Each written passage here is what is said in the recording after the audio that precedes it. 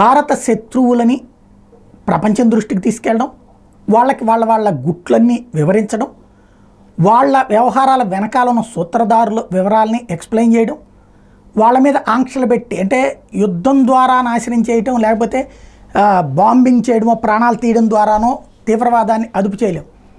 దేశాలకు సంకల్పం ఉండాలి, తీవ్రవాదాన్ని అంతం చేయాలన్న సంకల్పం. ఆ సంకల్పం మీకు ఉంటే నిరూపించుకోండి అంటూ మనం ఆధారాలను ఇస్తున్నాం పాకిస్తాన్కి సంబంధించి అమెరికన్, యూరోప్ దేశాలకి.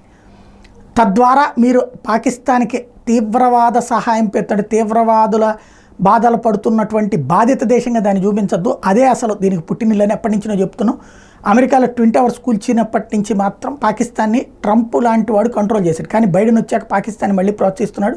వాళ్ళ మీద ఉన్నటువంటి ఏదైతే ఇంతకుముందే ఉన్నటువంటి నిషేధాన్ని కూడా, ఆర్థిక వ్యవస్థకు సంబంధించినటువంటి నిషేధాన్ని కూడా ఎత్తివేపించాడు. అయితే ఇప్పుడు తాజాగా భారత్ ఒక కీలకమైనటువంటి సక్సెస్ అయింది. అమెరికా పాకిస్తాన్కి ఇవ్వాల్సినటువంటి వాటిల్లో కీలకమైనటువంటిది బాలిస్టిక్ మిస్సైల్ ప్రోగ్రామ్ని నిలిపివేస్తున్నట్టు అమెరికా ప్రకటించింది. The United States has imposed sanctions on its long time ally Pakistan over its ballistic missile programme.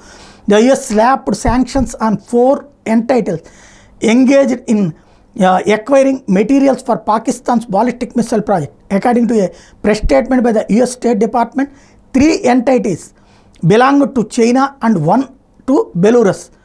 These companies have provided items applicable to Pakistan's ballistic missile program, including its long-range missile endeavors. ఇది ఈ పాకిస్తాన్లో ఈ long range ballistic missiles అంటే అణ్వస్త్రాలను ప్రయోగించగలిగినటువంటి missile ఏవైతే ఉంటాయో వాటి తయారీకి China వాళ్ళు సహకరిస్తున్నారు, అట్లాగే బెలూరస్ వాళ్ళు సహకరిస్తున్నారు.